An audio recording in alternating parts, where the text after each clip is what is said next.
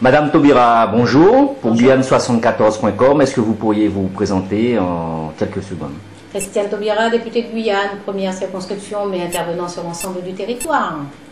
Très bien. Donc vous avez ouvertement pris position pour le oui pour la consultation du 10 janvier prochain. Qu'auriez-vous à dire donc aux Guyanais qui nous regardent sur Guyane74.com pour les inciter et les convaincre que le oui serait le bon choix le 10 janvier? Écoutez, en conscience et en responsabilité, je voterai oui, sans réserve.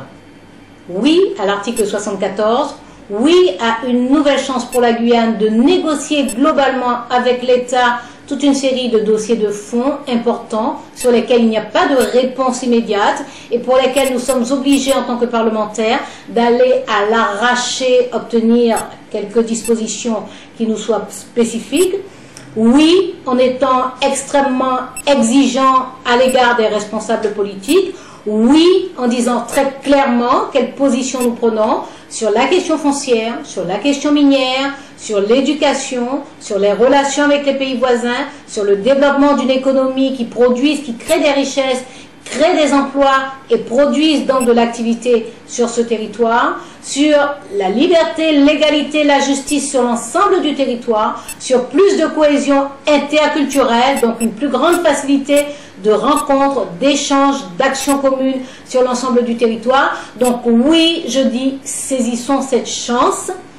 Toutes les conditions ne sont pas remplies pour en faire un succès. Je le dis clairement parce qu'il faut être responsable et dire aux gens que la vie c'est ça, c'est d'être face à une situation que l'on aurait espéré différente, que l'on aurait préféré meilleure, mais qui est notre situation à ce moment donné. Et à ce moment donné, dans cette situation, je dis que rester dans l'état actuel des choses, c'est une responsabilité extrêmement lourde vis-à-vis de la population de Guyane et vis-à-vis de ce territoire, qu'il nous faut sortir de l'ambiguïté et dire très clairement que le prétendu article 73 renforcé est un fantôme, une illusion, une chimère. La Constitution contient un article 73 et un article 74, et l'article 73 renforcé ou élargi n'existe pas. Par conséquent, le choix c'est, est-ce que nous essayons avec l'article 74 de prendre l'initiative sur les priorités qu'il y a à satisfaire dans ce pays, c'est-à-dire répondre à la jeunesse, lui permettre d'exister chez elle, lui permettre de travailler chez elle, lui permettre de se former chez elle, lui permettre d'accéder à tous ces métiers subalternes, intermédiaires ou supérieurs qui existent dans plusieurs filières d'activité et dont elle est encore largement exclue. D'accord. Qu'auriez-vous à dire à la population, notamment sur la question des arguments qui concernent la loi organique? C'est-à-dire qu'aujourd'hui, il y a dit, ouais, nous avons demandé de nous aller voter, et puis après, nous allons négocier. Donc, le fameux chat dans le sac. Qu'avez-vous à répondre là-dessus? Mais c'est mon a raison, là, il a dit ça, parce que effectivement, la loi organique, qui vient après, mais à conseil efficace. Et c'est mon savait que pendant des années, j'ai proposé que l'on s'entende sur un schéma de développement, qu'on engage l'État sur un pacte, c'est-à-dire sur des objectifs, sur un calendrier, sur des moyens et sur des contrôles d'étape. Maintenant, nous sommes dans cette situation où le choix qui nous est offert, c'est 73 ou 74. Avec le 74, effectivement, la loi organique viendra après et il faudra d'arrache-pied négocier avec l'État pour le contenu de cette loi organique. Mais soyons clairs, ceux qui disent qu'il faut voter pour la deuxième consultation pour le 73, la loi ordinaire, elle viendra après aussi. Donc on n'en connaît pas davantage le contenu. Et ceux qui ne veulent ni du 74, ni de l'Assemblée unique du 73, qui aura sa loi ordinaire après aussi, ceux-là auront tout simplement la loi Balladur. Donc nous sommes de toute façon devant un triple choix. Ou bien nous prenons le risque du 74 en disant au moins nous connaissons notre pays, au moins nous savons ce que nous voulons pour ce pays et au moins nous serons en situation de négocier. Ou alors on choisit le 73 et vous entendez bien ceux qui sont pour le 73, mis à part ceux qui sont pour le fantôme du 73 élargi. Mais ceux qui sont pour le 73, ils auront une assemblée unique, ils auront une loi ordinaire décidée par l'État, et ils seront en face de ça avec aucun problème traité sur l'ensemble de la Guyane, juste la fusion des collectivités. Et ceux qui ne veulent ni de l'un ni de l'autre, eh bien, ils auront baladure et on subira. Très bien.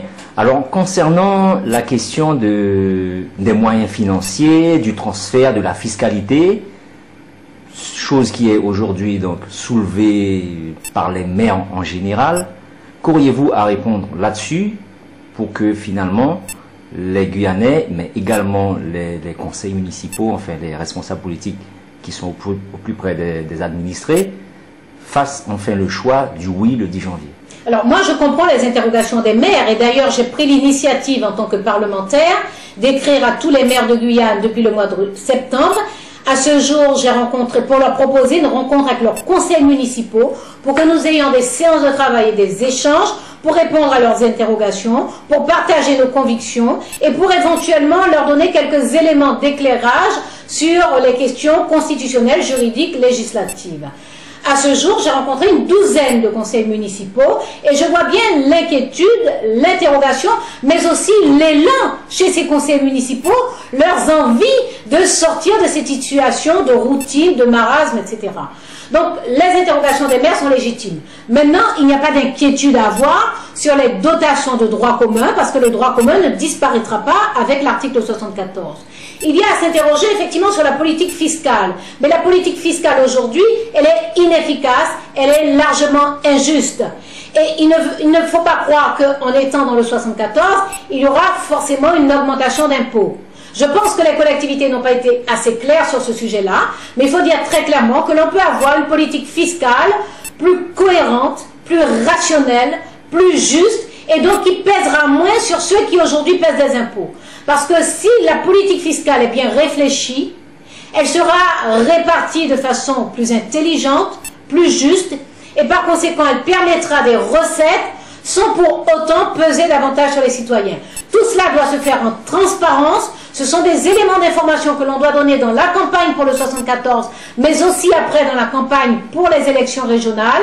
Et nous devons effectivement la vérité aux citoyens. D'accord. Madame Taubira, donc en guise de conclusion, puisqu'il nous reste très peu de temps pour cette interview, qu'auriez-vous à adresser comme message aux jeunes qui devront faire ce choix, ainsi qu'aux plus anciens, à nos gangans, qui aujourd'hui vivent un moment, je dirais, historique?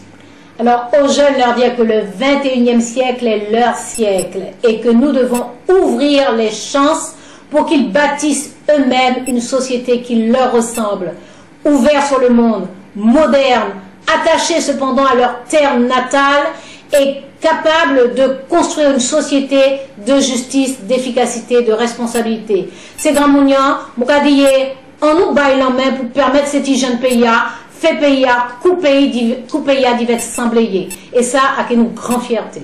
Madame Taubira, nous vous remercions.